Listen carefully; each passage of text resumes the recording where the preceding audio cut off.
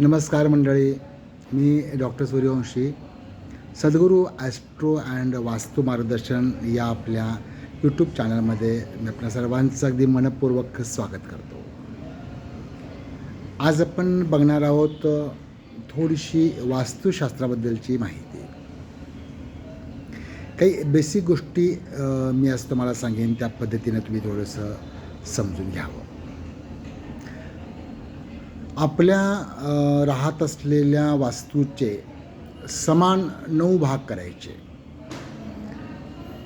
आणि दिशा मात्र बरोबर मॅच करायच्या. ज्या मुख्य 4 दिशा पूर्व, पश्चिम, दक्षिण, उत्तर आणि उपदिशा आग्नेय, नैऋत्य, वायव्य, ईशान्य, ह्या अशा 8 दिशा यांचा आपण थोडासा अभ्यास करायचा.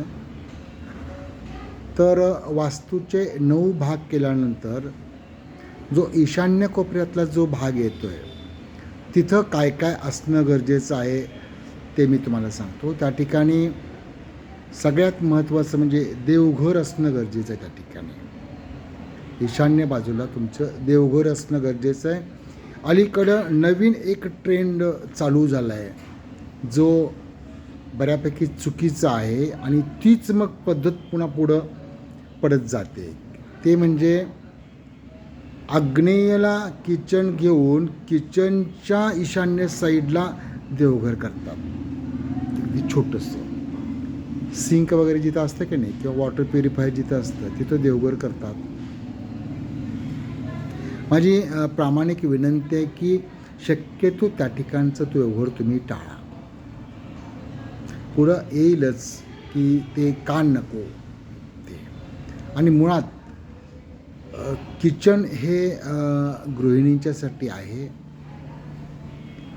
गृहिणीचे जे काही मासिक धर्माच्या वेळेला त्याच्या काही लहरी किंवा तिथल्या काही वाईट व्हायब्रेशन्स देवघराकडं जाण्याची दाट शक्यता आहे. त्यामुळं किचनमध्ये ईशान्य कोपऱ्यामध्ये देवघर शक्यतो टाळा. संपूर्ण वास्तूच्या, वाक्य नीट लक्षात ठेवा, संपूर्ण वास्तूच्या ईशान्य कोपऱ्यामध्येच देवघर असेल तर तुम्हाला त्याचे पॉझिटिव्ह इफेक्ट्स मिळतील. ओके. त्याचबरोबर पाणी जे आपण ठेवतो, वापरतो, ते सुद्धा ईशान्येकडं असणं गरजेचं आहे. इथं देखील काही व्यक्ती असं करतात की ईशान्येला पाणी आहे म्हणून ओव्हरहेड टँक जो आहे तो ईशान्येच्या वरती ठेवला जातो, की जे साप चुकीचं आहे.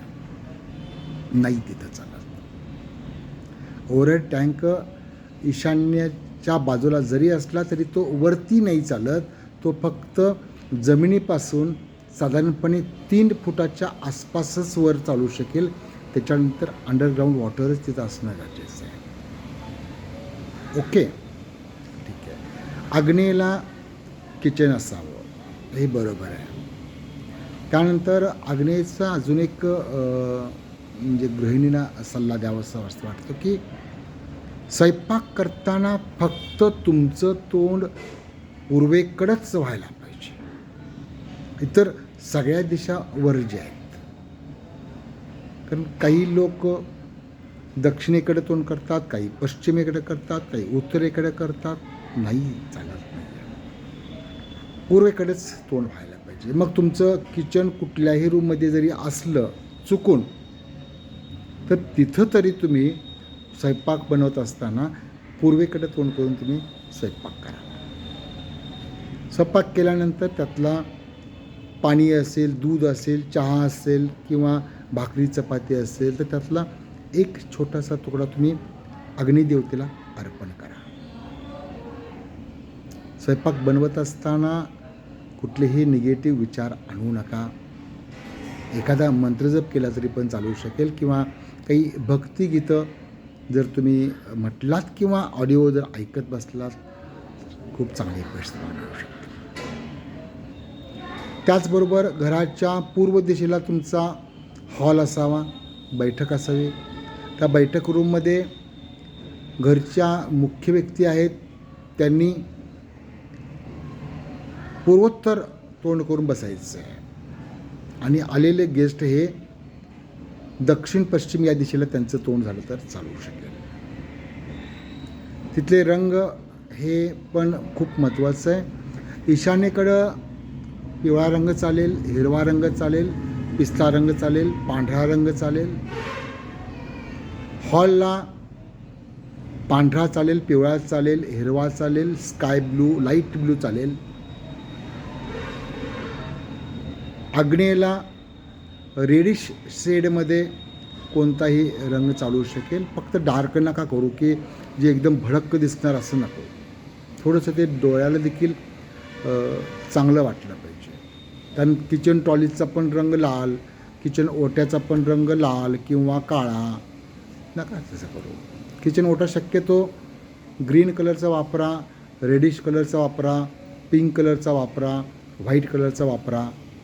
काही अडचण नाही आहे. नाहीतर अख्खं किचन सगळ्यांनी काही काही ठिकाणी लाल केलेलं बघितलेलं आहे, भिंती पण लाल. तेवढं ते हे करायची गरज नाही आहे. किचनमध्ये गॅसची शेगडी आणि सिंक किंवा तुमचं पाणी ठेवण्याचं ठिकाण जे आहे याच्यामध्ये जेवढं जास्तीत जास्त अंतर ठेवता येईल तेवढं तुम्ही ठेवलं पाहिजे. काही ठिकाणी ते 5 फूट किंवा त्याच्या जवळपास असतं, तिथं देखील तो दोष उत्पन्न होऊ शकतो. तसं नका करू. ओके.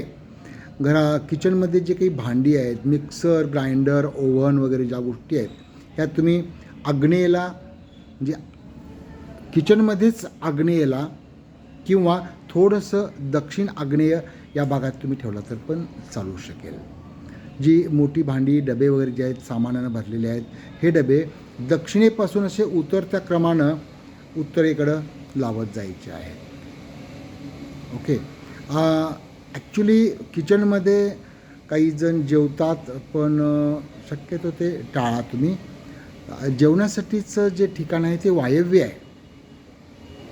किचनमध्ये स्वयंपाक बनवायचा आणि वायव्येमध्ये जेवायचं. शास्त्रकारांनी बघा किती खोलवर विचार करून ही निर्मिती केलेली आहे वास्तुशास्त्राची. फार मोठं लॉजिक आहे त्याच्या पाठीमागे. आता हे थोडंसं हल्लीच्या काळामध्ये थोडंसं अवघड आहे, पण किचनमध्येच मग वायव्य साईडला किंवा थोडंसं उत्तर साईडला किंवा थोडंसं पश्चिम साईडला पूर्वोत्तर तोंड करून तुम्ही जेवायला बसणं गरजेचं आहे.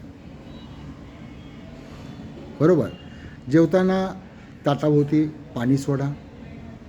जर शक्य असेल तर पंचमहानैवेद्य तुम्ही काढून ठेवा. अगदी तेही शक्य नसेल तर एक घास फक्त तुम्ही काढून ठेवा. श्लोक म्हणा. अन्न हे पवित्र होऊ दे. कारण बनवणाऱ्यानं ते अन्न कोणत्या भावनेतून बनवलं गेलं आहे त्याच्यावर देखील फार गोष्टी अवलंबून आहेत.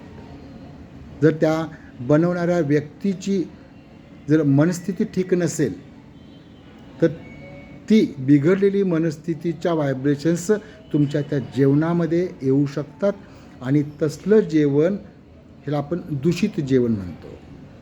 जे निगेटिव्ह व्हायब्रेशन्सनी भारलेलं जे जेवण गेलेलं आहे हे अन्न ज्यावेळेला आपण भक्षण करतो त्यावेळेला तसेच विचार आपल्या डोक्यामध्ये देखील यायला चालू होतात. हे तुम्हाला 1-2 दिवसामध्ये नाही दिसणार, पण नंतर केव्हा तरी लक्षात येईल की माझ्या मनामध्ये असे वाईट विचार का निर्माण होतात. थोडं चांटिंग मशीन वगैरे लावलं तर चालू शकेल. सुगंधी द्रव्य असलेली एखादी उदबत्ती चालू शकेल तिथंच लावलेली. रोज देवाला नैवेद्य दाखवूनच तुम्ही अन्नभक्षण करा. तर हे आज आपण बघितलं की ईशान्य, त्यानंतर पूर्व आणि त्यानंतर आग्नेय हे 3 टप्पे बघितले आहेत. पुढचे टप्पे आपण बघणार आहोत उद्याच्या सेशनमध्ये. तर आजचा प्रश्न मी विचारणार आहे, एकूण ज्योतिर्लिंग किती आहेत आणि त्या एकूण ज्योतिर्लिंगापैकी महाराष्ट्रामध्ये किती ज्योतिर्लिंग आहेत या प्रश्नाचं उत्तर मला तुम्ही कळवा. बक्षीस मिळणारच आहे तुम्हाला. व्हिडिओ आवडला असेल तर लाईक करा, शेअर करा, सबस्क्राईब करायला विसरू नका, कारण हे चॅनल एकट्याच माझं नाही आहे, आपल्या सर्वांचं आहे. आणि काही शंका असतील, काही सूचना असतील तर कॉमेंट बॉक्समध्ये नक्कीच सांगा. ओके, धन्यवाद. सर्वांना खूप खूप हार्दिक शुभेच्छा. थँक्यू.